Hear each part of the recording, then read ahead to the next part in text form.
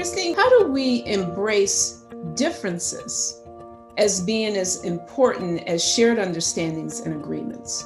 How do we, we've got many differences that are pulling us apart. How do we embrace those differences as important as our shared understandings? For me, differences are a gift from God. I am very much thankful or grateful about our differences.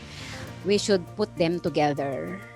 These different practices, convictions, beliefs, stand, we should put them together in one place and create something new that will recognize or honor the Lord who gave us these differences. We should create avenues. We should make more tables.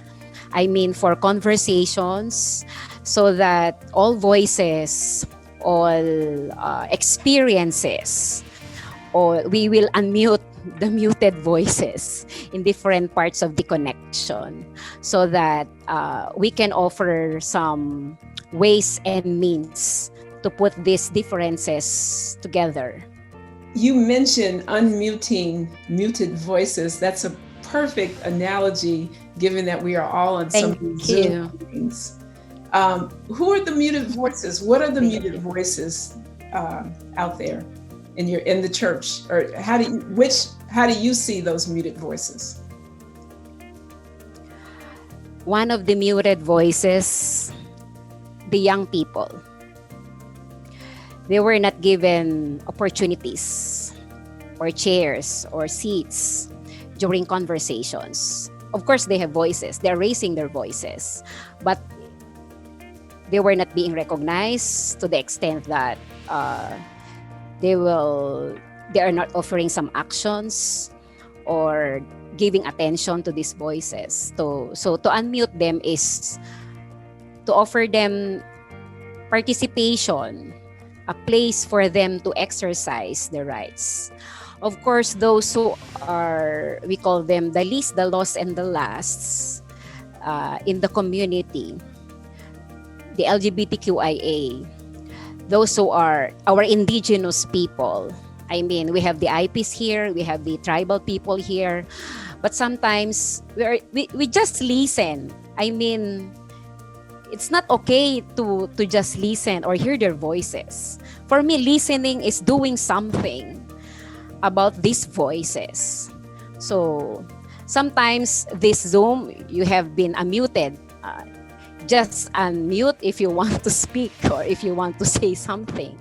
And I'm using this illustration of the Zoom right now that we are doing it. I think we need to unmute them because their voices are now ready to, express.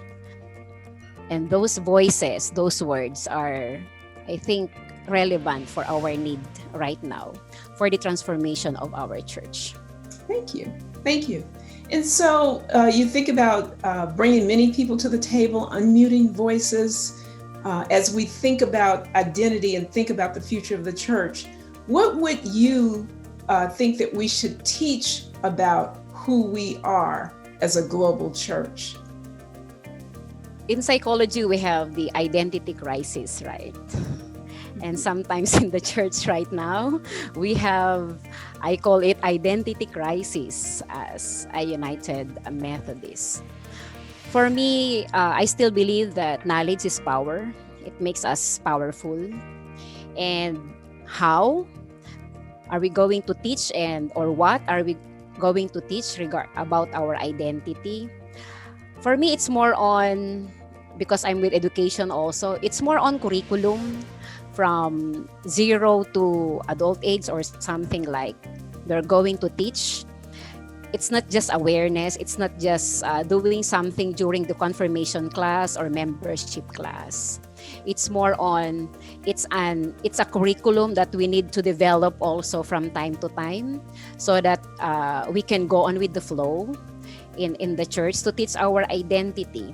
And of course, with this curriculum that we're going to develop for our Methodist heritage, for our Wesleyan practices, action shall follow to teach and to show our identity Mhm. before the people. Thank you, Christine.